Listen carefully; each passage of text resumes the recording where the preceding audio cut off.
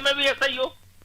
लेकिन सर कांग्रेस जो प्रचारित कर रही है, जो प्रसारित कर रही है, उनके जो प्रवक्ता कह रहे हैं कि ये तो आपके समय का है, आपने ऐसा किया है, उसके लिए आप क्या कमेंट करेंगे? क्या हमारे समय का है, क्या हमने किया बताएं ना जरा। केवल ये मुंह से बोलने से हमारे समय का और हमारा मामला हो जाता। मैंने कहा ना, पकड़ने वाली हमारी केंद्र की भारतीय जनता पार्टी सरकार, कार्रवाई करने वाली प्रदेश की भारतीय जनता पार्टी सरकार, तत्परता के साथ में इसको लेकर आगे बढ़ने वाली भाजपा की सरकार। कांग्रेस ने तो ये गड़बड़ घोटाला किया है। ये लॉकडाउन के दौरान मामला पकड़ा गया है। लॉकडाउन के दौरान तो भारतीय जनता पार्टी सरकार में आई।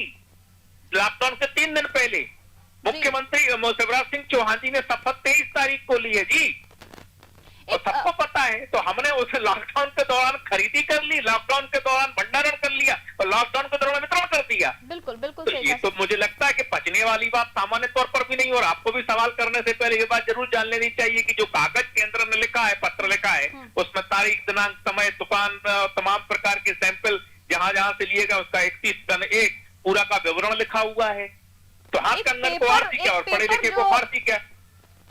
एक पेपर कांग्रेस की तरफ से दिखाया जा रहा है अलग अलग चैनल्स पे, जिसमें डेट मेंशन है। सर मैं उस पर भी आपसे जवाब चाहूंगी। मैं केंद्र सरकार के पत्र की बात कर रहा हूँ। फर्जी लोगों के फर्जी पत्र क्या है क्या नहीं है वो मुझे उससे कोई वास्ता नहीं है। सेंट्रल गवर्नमेंट के जिस पेपर के बारे में, लेटर के बारे में बात हो रही है, मैं उसकी बात कर रहा हूँ। तो फिर किस तरह से तारीखों पर बात कर रही है कांग्रेस में? कांग्रेस से जान लेते हैं उसी तरीके से बात करिए। कांग्रेस के क्या लेटर है वो आप भूपेंद्र गुप्ता जी हमारे साथ कांग्रेस से। मैं तो सेंट्रल गवर्नमेंट के जो एजेंसीज का पत्र है और जिसको लेकर उन्होंने 32 सैंपल सर्वे की जवाब बात कही है। सर आपकी बात का जवाब लेना चाहूंगी। भूपेंद्र गुप्ता जी कांग्रेस से इस वक्त हमारे साथ फोन लाइन पर जुड़े हुए हैं। भूपेंद्र गुप्ता जी बहुत स्वागत आपका नादी टीवी में।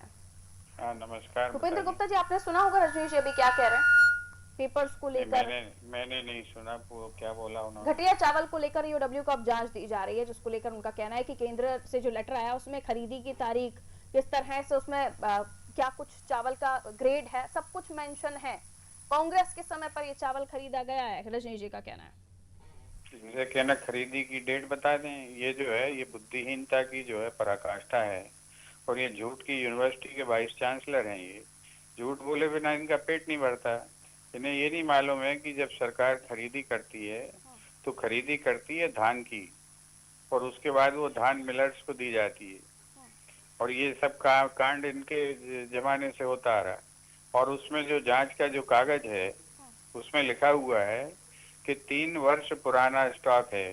तो 3 वर्ष पहले क्या कांग्रेस की सरकार थी कि मामा जी की सरकार थी, जिसमें ये भी भैया जो है उछल कूद करते रहते थे? तो इनसे ये पूछिए कि 3 साल पहले कमलनाथ जी की सरकार कब थी, ये उसकी तारीख बता दें कि कमलनाथ जी। और 3 साल पहले का के भी पहले अगर प्रोक्योरमेंट हुआ है तो कमलनाथ जी ने कहाँ से बैठ के, दिल्ली में बैठ के किया है कि छिंदवाड़ा में बैठ के किया है उपार्जन, ये इसकी जानकारी दे दें और सार्वजनिक करें ना। ये भाषण क्यों कर रहे हैं? सरकार में बैठे हैं, सारी जानकारियां लाइए सामने।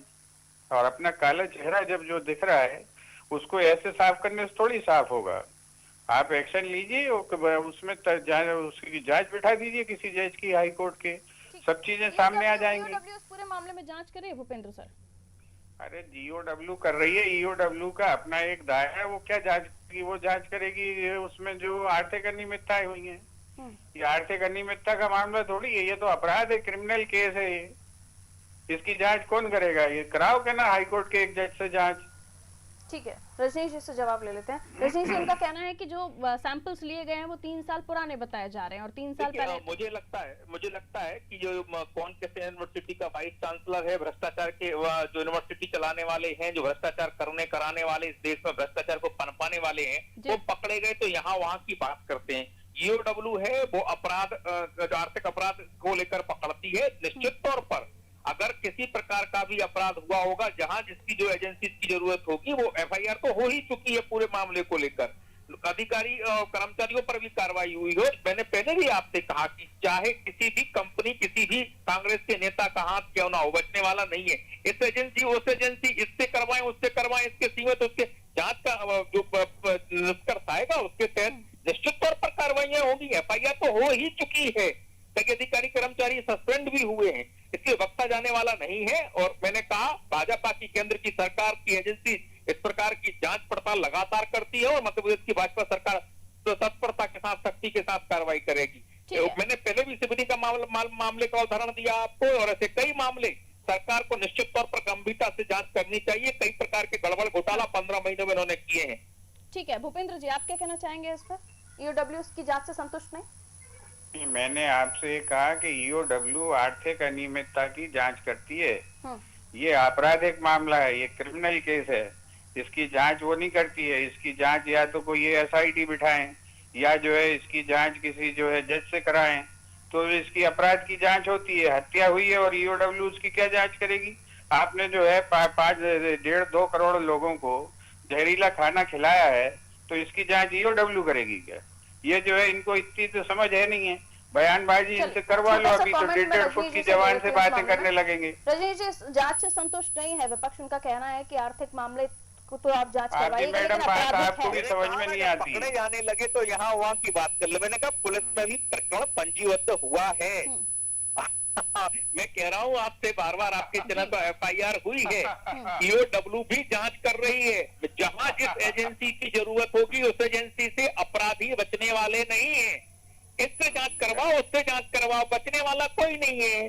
चलिए जिसकी एजेंसी की जरूरत पड़ेगी वो एजेंसी जांच करेगी। अभी ईओडब्ल्यू की उन्होंने आज मुख्यमंत्री जी ने घोषणा की है कि किस प्रकार का हो, अगर कहीं नेक्सस अगर कोई है 15 महीनों में पनपा पला बड़ा है तो उसको भी ध्वस्त करने का काम और उसके ऊपर सख्त कार्रवाई करने का मामला है। ये पिन पॉइंट बात क्यों नहीं करते? ये भ्रष्टाचार की यूनिवर्सिटी चलाने वाले लोग देश में भ्रष्टाचार को उन्होंने संस्थागत रूप देने का काम किया है, वो पकड़े गए तो यहाँ वहाँ की बात करते हैं। भूपेंद्र